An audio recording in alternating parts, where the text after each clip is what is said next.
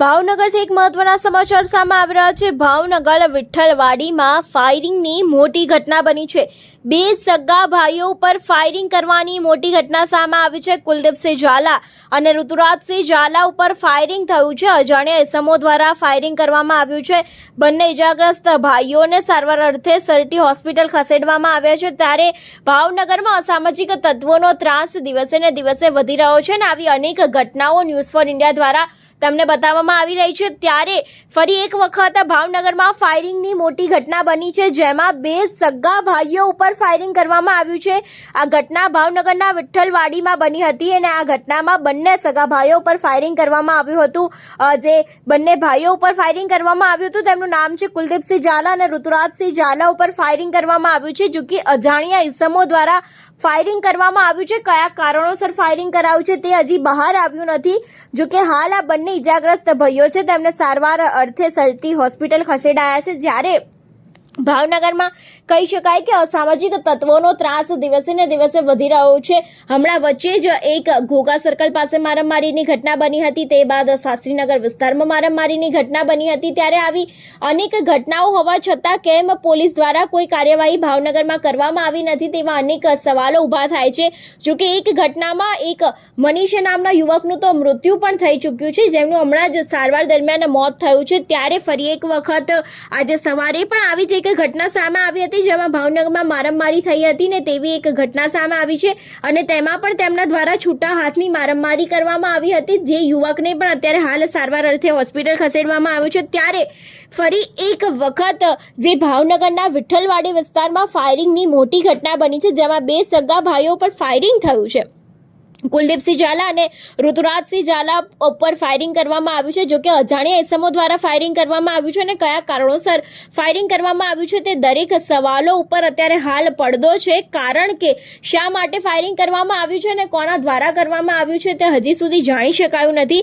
જો કે અત્યારે હાલ બંને જે ભાઈઓ છે જે ઇજાગ્રસ્ત છે તેને સારવાર અર્થે સરટી હોસ્પિટલ ખસેડાયા છે। આના ઉપરથી અનેક સવાલો ઊભા થાય છે કે શું અસામાજિક તત્વોને પોલીસનો ભય નથી કે શું, કે પછી તેમના દ્વારા કેમ આવા કૃત્યો કરવામાં આવે છે અને શું કરવા સામાન્ય લોકોને તેનો ભોગ બનવો પડે છે।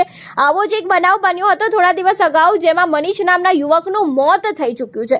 ત્યારે ભાવનગરમાં સતત આવી અવારનવાર ઘટનાઓ બનતી રહે છે અને હમણાંથી ભાવનગરમાં અસામાજિક તત્વોનો ત્રાસ ખૂબ જ વધી રહ્યો છે। ત્યારે આજે ફરી એક વખત ભાવનગરના વિઠ્ઠલવાડીમાં ફાયરિંગની ઘટના બની છે અને આ સમગ્ર મામલો સામે આવ્યો છે, જેમાં બે સગા ભાઈઓ ઉપર જ ફાયરિંગ કરવામાં આવ્યું છે। આ બંને ભાઈઓનું નામ છે કુલદીપસિંહ ઝાલા અને ઋતુરાજસિંહ ઝાલા ઉપર ફાયરિંગ કરવામાં આવ્યું છે। જો કે અજાણ્યા ઇસમો દ્વારા ફાયરિંગ કરવામાં આવ્યું છે અને બંને ઇજાગ્રસ્ત ભાઈઓને અત્યારે હાલ સારવાર અર્થે સરટી હોસ્પિટલ ખાતે ખસેડવામાં આવ્યા છે।